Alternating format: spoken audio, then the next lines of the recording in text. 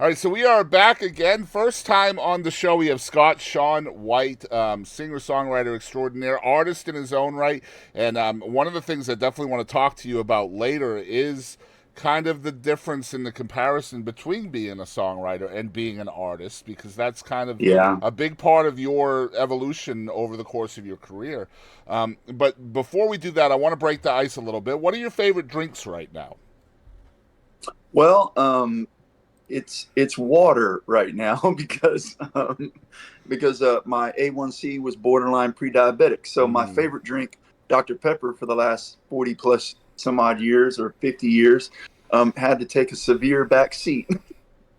So you don't do the zero sugar Dr. Pepper? No, no, because I've heard things about that aspartame and stuff that's worse for you than the sugar is. So, So I thought the same thing too, and then I once uh, once I became the same thing, bad AIC or A1C, whatever, and uh, they were like, you got to cut out the sugary drinks in order for you to like consume enough aspartame to where it actually hurts you. It would kill mhm. you just by drinking that much. Oh, So like well, I there you go. yeah, I learned this through a nutritionist, so I trust it now. It's probably not the best thing for you, but literally according to my nutritionist, you would have to drink so much of it in order for it to Yeah. be toxic that you would die from it just by having that much. So Well, I've been drinking a bunch of water, really for several years now. that's the best But way to go anyway, to be fair. yeah, Yeah. so I'm pretty boring on the drink side of things. Well, they told me to start drinking water, so I started getting those little sugar free, flavor packets for the Yeah. water, and so I've increased my water intake as well. But yeah, let's get into the nuts and bolts. I always like asking that. Number one, it's part of my theme song for the show, and Yeah. also I think it breaks the ice, especially for folks that like for you and me. I've never met you. This is my first time talking to you, Yeah. so. But anyway, first question that's not really anything to do with drinking. Um, tell us where you grew up and kind of what life was like for you back in those days, just kind of coming up into the world. Yeah, I grew up in Kerrville, Texas. I was born in Waco, but my real dad was from all the stories I've been told. I've never met him, and he died when I was 13. But from what I was told, he was so bad and so out of control that mom left him as soon as I was born and moved to the hill country. And so I grew up in Kerrville. I got a stepdad who I thought was my real dad. Until I was until my until 13. And but anyway, it was a real violent house. There's no other way to say it. My real dad had beat my mom up pretty bad. My stepdad um, was violent too, and so everybody around me was either addicts or alcoholics or both, as far as all the adults. And so it was a pretty crazy childhood. But I survived, and I'm here. Yeah, And that's it's amazing. probably a big part of the reason to write songs. And it's a big part of the reason for a lot of all the best things about my life. So, Well, you're not the um, first great songwriter we've had on the show that's been a survivor of domestic violence. So, first of all, I'm glad you got out of that, and I'm sure it probably still affects you quite a lot. My wife herself is PTSD and dealt with a lot of baggage and stuff like that from that same kind of situation. So, I know a lot about it, deal with it every single day. So, kudos on just living through that and still living through it. I'm sure. Um, but let's talk about the music, especially back then. You're growing up in a rough space. As a yeah, songwriter, you're a songwriter, pretty much a full time musician. I imagine music kind of permeated its way into your soul at a very young age. So tell us what that was like. When did music first find you? yeah. Music from the get go was kind of. I mean, I hate to use this phrase because it sounds kind of like it belongs in a Hallmark card or something, but music had kind of a magical thing to me when I was really young. Probably because all the craziness that was going on. Mm-hmm. And so in my early days of consuming music, it was It was the 70s and the 80s, and my mom wore out some Kenny Rogers and some Lionel Richie and some KERV radio, Mm. AM radio in Kerrville, Texas, and a little Motown, a little bit of all that. And then I got into rock and roll when I was in my teens, like every teenager does, you know. Absolutely. Yep.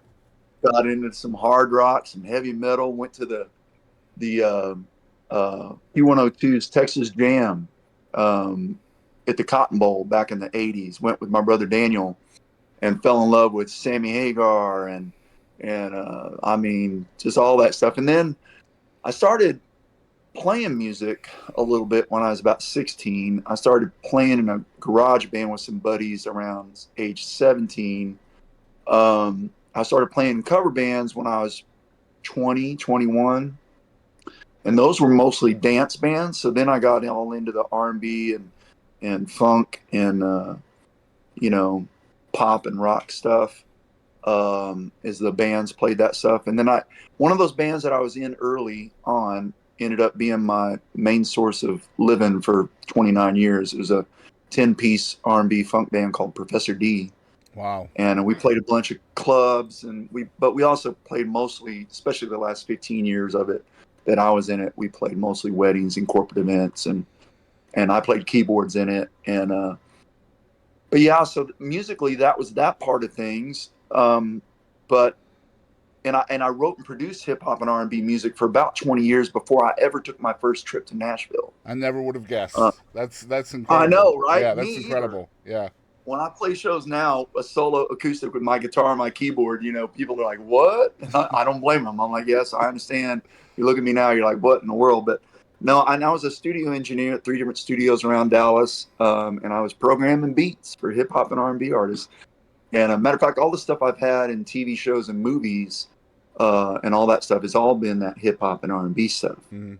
But then in 2005, I made my first trip to Nashville because I was you know, in my mid 30s, and I started to want to tell some of the stories from my growing up, and I couldn't tell my quality redneck upbringing stories in hip hop and R&B. Oh, So probably wouldn't fit I was too like, yeah, well. this ain't really gonna work over here. And so I started writing what I thought were country-ish songs, and I made my first trip to Nashville in January 2005, and that town just lit me up. I went to little dive bars and little hole in the walls and heard songwriters play songs that just made my mouth drop to the floor. And on the way home from that trip, I told my wife on the phone, I said, I think I should start coming up here once a month. And she said, I think you should too. And so that's what I did. I've been going to Nashville at least once a month ever since 2005. So this is my 20th year doing that. Since 2018, I've been there pretty much every other week. So I've been there twice a month. So Nice. So that's just the quick synopsis of 30 some odd years of well, doing this. I want to 35 years. catch people up out there that may not know from outside the state of Texas, especially that the town of Kerrville is kind of a mecca for folk music and roots music. Was It it that is. way with you growing up as well, or has it kind of morphed into that over time? I'm not too familiar with the history of Kerrville. I love telling this story because the Kerrville Folk Festival is world famous and is a center of folk music. Kerrville itself, maybe not so much as Mm-hmm. far as the general town. But when I was young, I mean, I was born in 68. So the folk festival started, I think, in 72, if I have that right. And I think I do. It's just over 50 years old. Wow. Wow, that's And crazy. it started in 72. And I remember the old men at the freaking hardware store in Kerrville, or the feed store, wherever we're at, talking about bunch of damn hippies out there in the field smoking weed and playing guitars. Yep. Literally. I remember them talking about it like, what are these weirdos doing out there? And and so when I was growing up, it was zero influence on me. We didn't go, Mm-hmm. uh, but then I got to play it. I was one of the new folk finalists in 2019, and it was and has been and is such a blessing to me now because I went down there for that year, and I got I've got a lot of completely out of hand memories in that town, Hmm. up and down every street. I mean, I always tell people, I don't drink. I've never drank because I had the kind of childhood that I never saw the fun side of drinking. I only saw the call the police, somebody might die tonight side of drinking. I mean, this is the truth. Yeah, And so I'm my there my with you. reaction to my reaction to that as a kid, this isn't me being a good guy that I haven't ever drank. It was just my reaction. I went, I don't want any part of that. And so to go back in 2019 and get some good memories at the Kerrville Folk Festival with people who love songs and they love songwriters Hmm. and they love life. It was such a blessing to me. And then I've gone down there at least twice, maybe three other times, just to hang out for a few days during the festival when I wasn't, I just played that one in 2019. But I love the people so much, and the big welcome home sign. When you walk in, it says welcome home, Hmm. which obviously has multiple meanings for me. Absolutely. Yeah, I imagine. And so every time I go down there, I get more great memories to, balance out all the All the crazy crazy stuff, ones from right? growing up.